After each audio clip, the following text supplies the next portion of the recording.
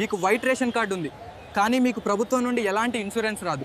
ఏదైనా ప్రభుత్వ ఆఫీస్కి వెళ్ళినప్పుడు సామాన్యుడికి వినిపించే మొదటి అబద్ధం ఇది. ఇది సామాన్యుడిని మోసం చేయడానికి వాడే ఒక పెద్ద అబద్ధం. కానీ అసలు నిజమేంటో తెలుసా? మీ దగ్గర వైట్ రేషన్ కార్డు ఉంటేనే మీరు ఈ పరిహారానికి అసలైన అర్హులు.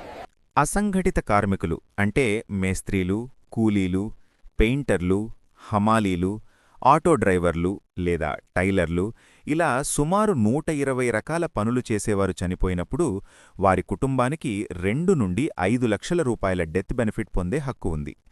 ముందుగా చనిపోయిన వ్యక్తి బ్యాంక్ అకౌంట్ చెక్ చేయండి. అందులో పీఎంఎస్బీవై కింద ఏటా 20 రూపాయలు కట్టవుతుంటే నేరుగా బ్యాంకులో ఫామ్ నింపితే 2 లక్షలొస్తాయి.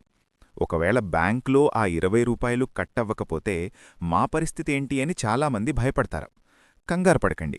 బ్యాంక్లో ఇన్సూరెన్స్ లేకపోయినా మీకు పరిహారం వచ్చే మార్గాలున్నాయి. ఆంధ్రప్రదేశ్లో అయితే మీకు రైస్ కార్డుంటే చాలు, ప్రభుత్వం తరపున బీమా వర్తిస్తుంది. తెలంగాణలో అయితే లేబర్ కార్డ్ లేదా ఈ-శ్రమ్ కార్డుంటే లేబర్ డిపార్ట్మెంట్ నుండి నేరుగా పరిహారం పొందవచ్చు. ఒకవేళ కార్మికుడికి ఎలాంటి కార్డులు లేకపోయినా చనిపోయిన 90 రోజులలోపు తగిన ఆధారాలతో దరఖాస్తు చేసుకుంటే పరిహారం పొందే వెసులుబాటు ఉంది. దీనికోసం మీరు చెయ్యాల్సిందల్లా ముందుగా డెత్ సర్టిఫికెట్ తీసుకోవాలి.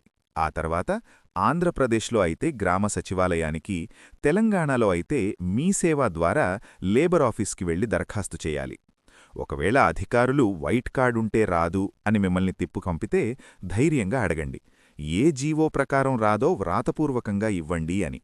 అధికారుల మాటలకు భయపడకండి. ఆంధ్రప్రదేశ్లో 1902 నెంబర్కి, తెలంగాణలో 155214 నెంబర్కి ఫోన్ చేసి ఫిర్యాదు చేయండి. గుర్తుంచుకోండి, ఈ డబ్బు ప్రభుత్వం ఇచ్చే భిక్ష కాదు, అది ఆ కార్మికుడి హక్కు. మన చుట్టుపక్కల ఎవరైనా పేదవారు చనిపోయినప్పుడు ఆ బాధలో ఉన్న కుటుంబానికి ఈ సమాచారాన్ని చేరవేయండి. మీరు చేసే ఈ చిన్న సాయం ఆ కుటుంబానికి కొండంత ఆసరాగా నిలుస్తుంది. ఇలాంటి మరెన్నో సామాజిక అంశాలు, చట్టపరమైన నిజాల కోసం తెలుగు పబ్లిక్ మిర్రర్ని ఇప్పుడే సబ్స్క్రైబ్ చేసుకోండి. మరో ఆసక్తికరమైన అంశంతో మళ్ళీ కలుద్దాం. అంతవరకు సెలవు.